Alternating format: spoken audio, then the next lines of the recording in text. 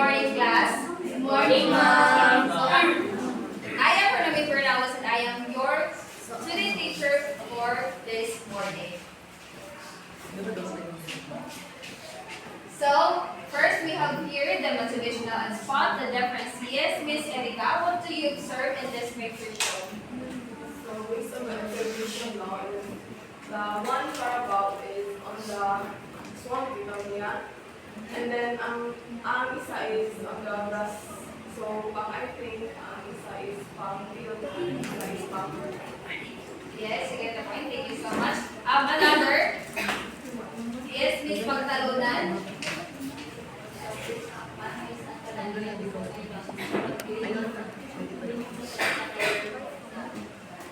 Okay. So as we observe, this Carabao is so, ang sama ni siya? Diwang. Perfect. Very good. Ang kini? Good job. Yes. Amo na ang difference nila. Duha. So, we have here the objective. So at the end of the lesson, the learners will be able to please read in chorus. Explain the basic reading practices. Identify the main aspects of healthcare management of a Carabao. Understand disease prevention and healthcare management practices. Yes, thank you. So, why is selecting healthy graders important? Yes, Mr. Pagaura? So it is important to select different or healthy breeds, especially sa Carabao, in order for them, not just the Carabao, but also the healthy farmer, no, kay parang na siya kanang dito, kung sa benefits sa Carabao, mo kung magawa sa farmer.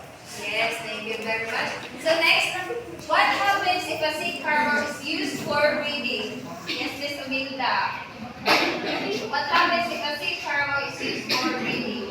I think is dili siya makapit kay siyempre masakit siya so dili healthy ang iyang ato. Yes, very good. So next we have here, the last one is, why is vaccination important in livestock production? Yes, Ms. Arcala.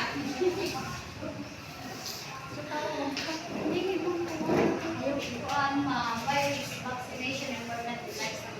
Para dili bitaw dali masakit ang mamhayo. Yes, thank you. So our topic for today is all about breeding and healthcare management. So first we have here the basic breeding practices. So first we have that natural mating. When we say natural mating, it is the male Carabao or what we call bull mates directly with the female.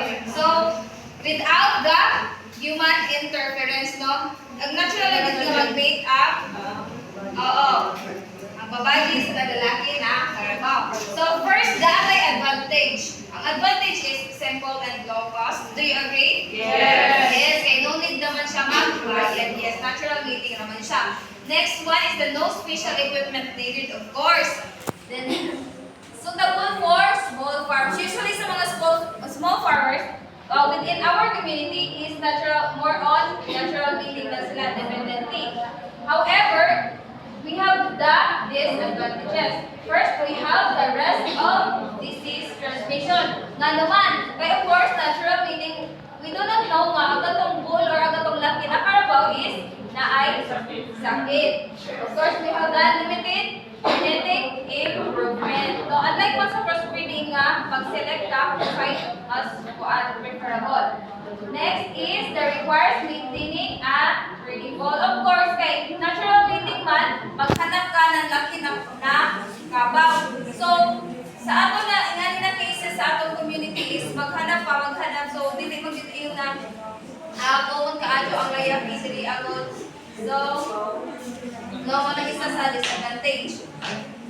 So, ang ikaduha is artificial insemination. When we say artificial insemination, semen from selection superior bull is collected and manually inserted into the female by a trained technician. So, as you can see, inaani siya magkuha og semen sa lalaki na Carabao. And then, be careful naman po when it comes to artificial insemination. Dapat na ay mga knowledgeable or expert enough to do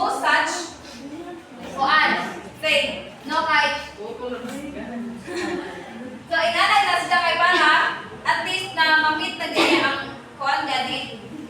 At least kabalo kapag dili ba daw or ma-infect ang imuhang Carabao. So, the advantage is improved genetic quality. Of course, no, kay by collecting semen from the ball, selected mo siya. So, that na preferable na. And then, next is no need to maintain a ball. Kaya semen naman ang ginakuha. Reduces disease transmission. Okay, siyempre, of course, no, pag magkwantaw ka ng mga magaling na mag-vaccine, of course, magpiling, masintaw ka ng mga ball nga healthy, di mo ta magpatama ra o ingat ba magpakuha sa, ilan na. That's what is higher chance of improved offspring. The disadvantage is requires cell technician. So, mga pag-ingat na mas nag-report sa mga technician, di lang kay kung sige sabihin sa dapat expert ka na mo perform. So, needs proper heat detection. So, needs proper detection kay useless naman gihapon na imong pag-inseminate sa semilya dito sa babaji kung ang iyang stress cycle is wala nimo ga-detect. No? Ilhan na nimo kung na siya inhit ng imong kabaw kay sa iyang vulva. Yes. Na ay mga discharge, tapos swollen and such. Slightly higher cost, of course, medyo mahal-mahal pa doon okay, magbayad mga cost technician, kaya sila man ang mag-maintain na mag-kuan. For example, dili ma-successful ang imuhang kuan pag-kuan tungkol natin, otro na sad sila. So, another kwarta. Next is crossbreeding. It is the mating of two animals of different breeds to combine their desirable traits and produce better offspring. So what is crossbreeding, Mr. Bokot? So, sa definition is like kanina Carabao is atay nun swamp. Tas ang iyang breed is ang very na type. So that crossbreeding. Yes, thank you so much. When we say crossbreeding, it is mating of two different animals. For example, kini nga breed is Mora, kini is Philippine native Carabao. So, ay mo na siyang i-combine mo for a better offspring. Ang advantage niya is it produces superior offspring kay since lahi-lahi man sila breeding. Combines the best traits of both breeds and can improve herd productivity quickly.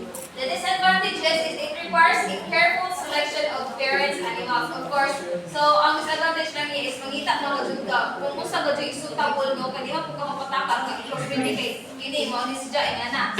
So next is may need skilled breeding management. Of course, mag-maintain na kung saan pag-manage sa imuhang Carabao. Offspring may not always inherit the best traits kay dili mo gud sa tanan panahon nga ma-inherit sa katong anak na kabaw sa duha ka parents. Of course, basin kay dili mo liwat sa katong isa ka breed ito ra gihapon. So amo na ang sa disadvantage. So now we are going to jump into the healthcare management. When you say healthcare management, it is the routine or practices carried out to keep Carabaos healthy, prevent diseases, and ensures productivity. So, amo niyang atong mga practices kung giunsa nato pagtuma ang atong kabag, kung unsa nato pag-alaga, kung unsa nato pag yes, alaga ni Maxine. First is ang atong buhatan is vaccination. So, is it quite necessary ba nga i-vaccinate ang atong kabag? Yes, in order to prevent diseases. Oo. Kaya dili lang mangod ang mga baboy, manok, ang magka-disease itaw, ayaw na ba? No? So that is why regular vaccination at least once or twice a year na mabaksinate ang atong Carabao. Next is ang parasite control. Sa parasite control is morning ga or gata, no? Para sa baboy, kina na to or gatungod kay kung dili kay ma-control ang parasite, it could lead to a stagnant or slower growth of our herd. Yes. Next is the early detection of illness. That is why kita mga ingnan na to, kita mga small scale farmers examples or businessman na mga ingana is kailangan ginamonitor nila kung hindi nilang kabo is nagkasakit na or luyan na, kay mas gana yun nang makita nila daan na mas early detection gani o. At least maagapan na yun nila. Kay maliit na nila buwan mo yan na useless na gihapon kung parang imuhang sana imong trabaho. Next is hygiene and sanitation. So kini sa hygiene and sanitation, applicable ni siya particularly for regular life types. Kaya kung when we say swamp types, for instance, ato ba sa Philippines, yes, pasagdaan na siya sa valid places, no? Kaya amo man ang ilahang buwan doon. Oo, natural na nila.